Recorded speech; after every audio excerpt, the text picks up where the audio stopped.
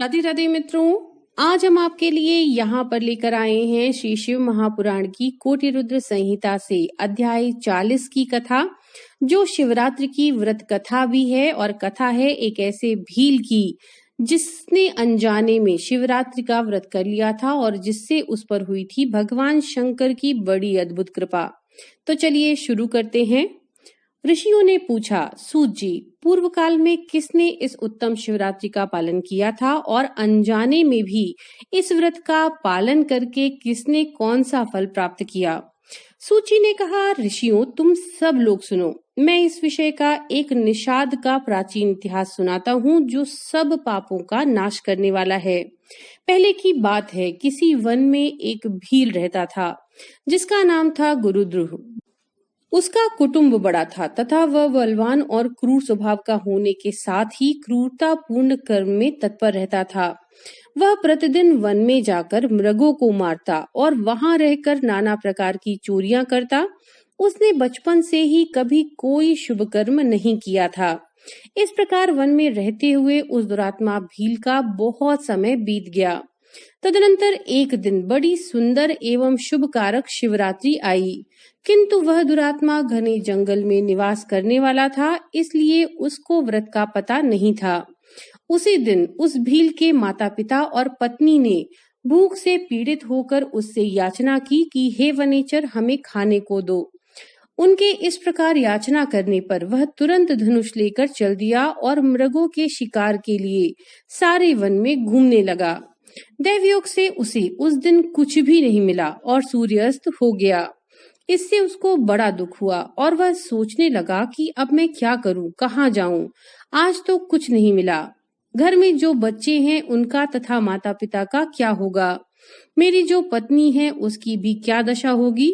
अतः मुझे कुछ लेकर ही घर जाना चाहिए, अन्यथा नहीं। ऐसा सोचकर वह व्याग एक जलाशय के समीप पहुंचा और जहां पानी में उतरने का घाट था वहां जाकर खड़ा हो गया। वह मन ही मन विचार करता था कि यहाँ कोई न कोई जीव पानी पीने के लिए अवश्य आएगा। उसी को मारकर कृतकृत्य हो उसे साथ लेकर प्रसन्नता पूर्वक घर को जाऊंगा। ऐसा निश्चय करके वह व्याध एक बेल के पेड़ पर चढ़ गया और वहीं जल साथ लेकर बैठ गया।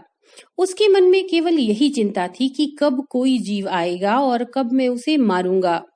इसी प्रतीक्षा में भूख प्यास से पीड़ित हो वह बैठा रहा।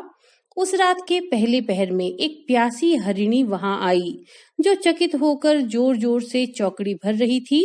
ब्राह्मणों उस मृगी को देखकर व्याध को बड़ा हर्ष हुआ और उसने तुरंत ही उसके वध के लिए अपने धनुष पर एक बाण का संधान किया। ऐसा करते हुए उसके हाथ के धक्के से थोड़ा सा जल और बिल्वपत्र नीचे गिर पड़े। उस पेड़ के नीचे शिवलिंग था। उक्त जल और बिल्वपत्र से शिव जी के प्रथम प्रहर की पूजा संपन्न हो गई। उस पूजा के महात्म्य से उस व्याध का बहुत सा पातक तत्काल नष्ट हो गया। वहां होने वाली खड़खड़ाहट की आवाज को सुनकर हरिणी ने भय से ऊपर की ओर देखा। व्याध को देखते ही वह व्याकुल हो गई और बोली। मृगी ने कहा, व्याध, तुम क्या करना चाहते हो? मेरे सामने सच सच बताओ। हरिणी की वह बात सुनकर व्याध ने कहा, आज मेरे कुटुंब के लोग भूखे हैं, अतः मैं तुम्हें मारकर उनकी भूख मिटाऊंगा, उन्हें तृप्त करूंगा। व्याध का दारुण वचन सुनकर तथा जिसे रोकना कठिन था, उस दुष्ट भील को बाण ताने देखकर मृगी सोचने लगी कि अब मैं क्या करूं, कहाँ जाऊं? अच्छा, कोई उपाय रचती हूँ।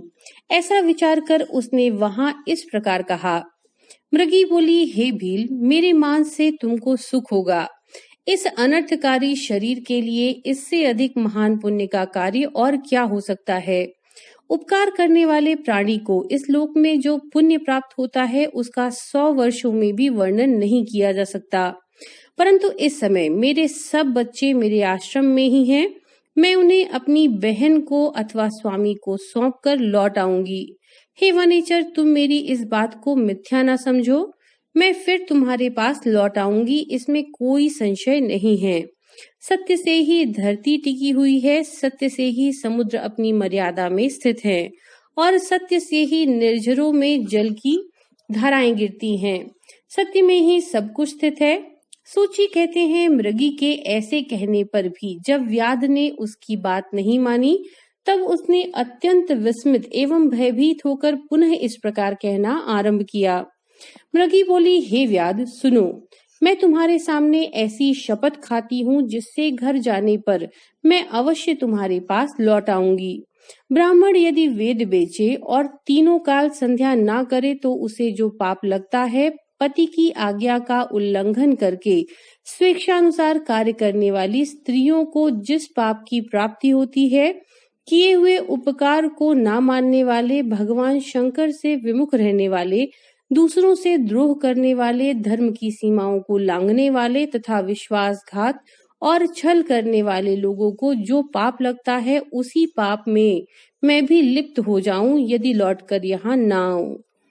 इस तरह अनेक शपथ खाकर जब मृगी चुपचाप खड़ी हो गई, तब उस व्याध ने उस पर विश्वास करके कहा, अच्छा, अब तुम अपने घर को जाओ। तब वह मृगी बड़े हर्ष के साथ पानी पीकर अपने आश्रम मंडल में गई।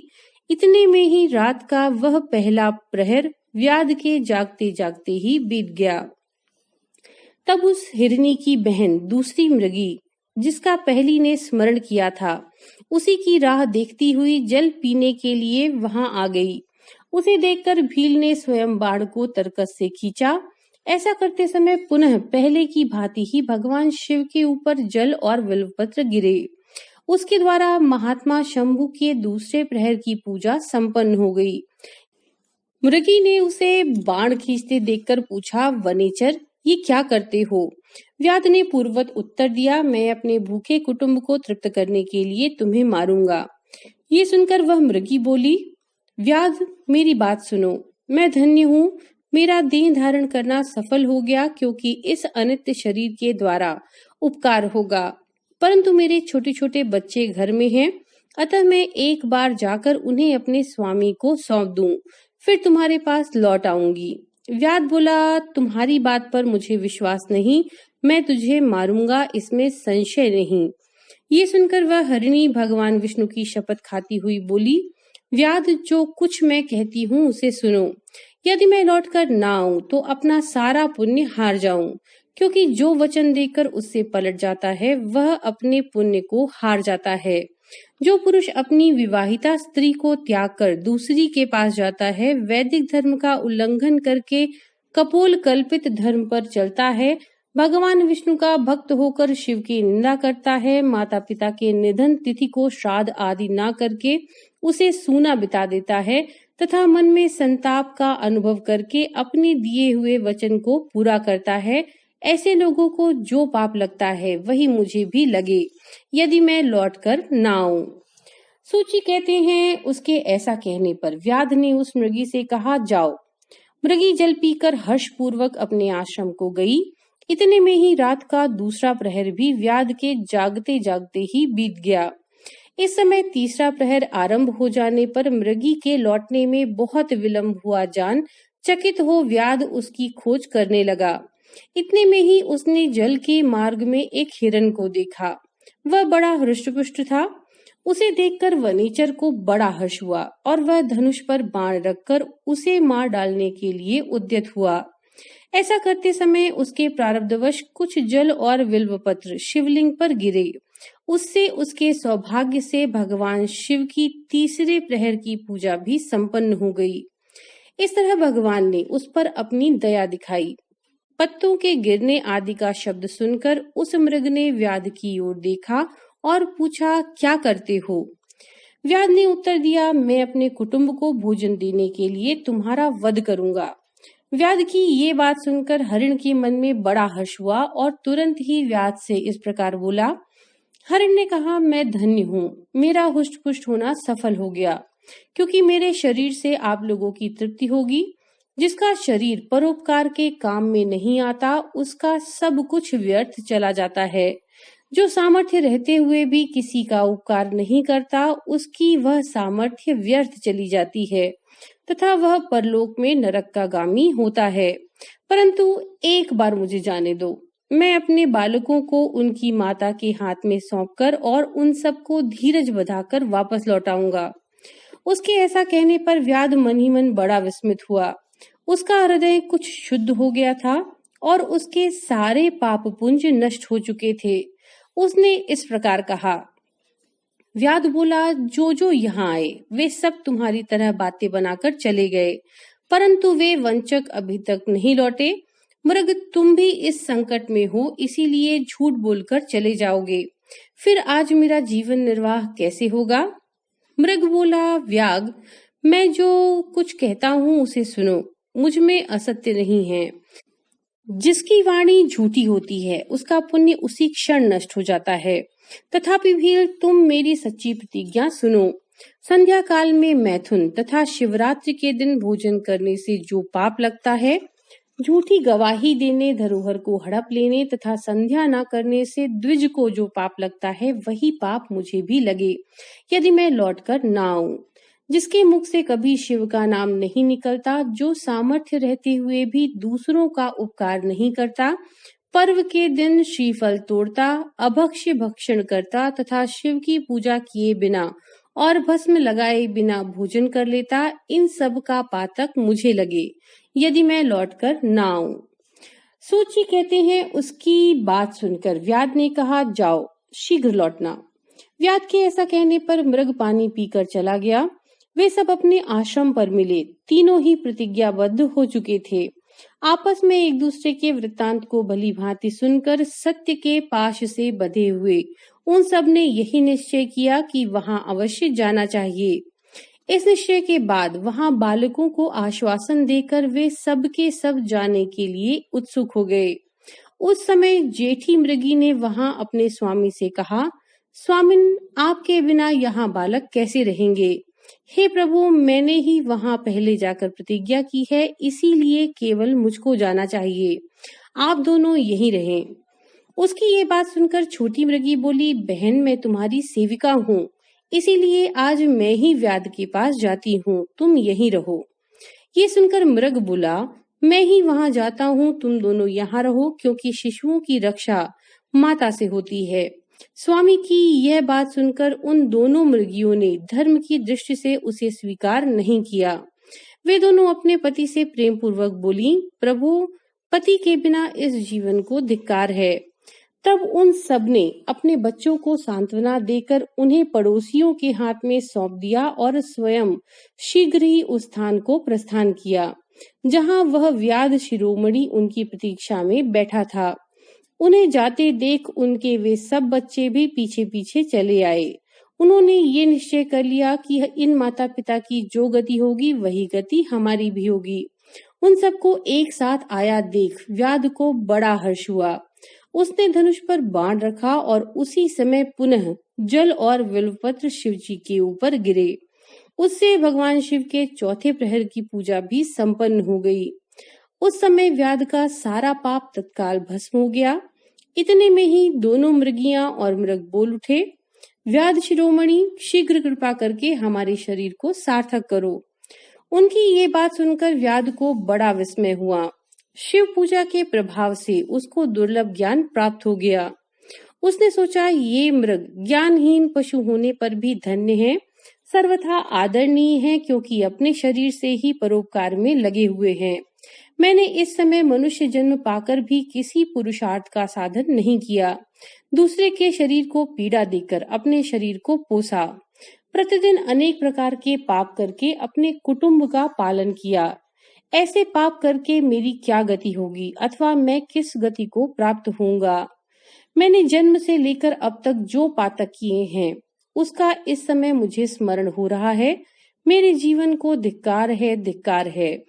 इस प्रकार ज्ञान संपन्न होकर व्याध ने अपने वाण को रोक लिया और कहा, श्रेष्ठ मृगों, तुम जाओ, तुम्हारा जीवन धन्य है।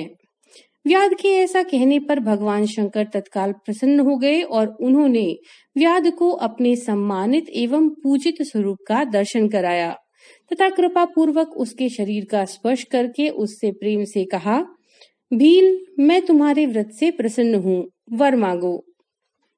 व्याध भी भगवान शिव के उस रूप को देखकर तत्काल जीवन मुक्त हो गया और मैंने सब कुछ पा लिया, यो कहता हुआ उनके चरणों के आगे गिर पड़ा। उसके इस भाव को देखकर भगवान शिव भी मन ही मन बड़े प्रसन्न हुए और उसे गुह नाम देकर कृपा दृष्टि से देखते हुए उन्होंने उसे दिव्य वर दिए। भगवान शिव बोले, व्याध सुनो, आज से तुम श्रृंगवीरपुर में उत्तम राजधानी का आश्रय ले दिव्य भोगों का उपभोग करो।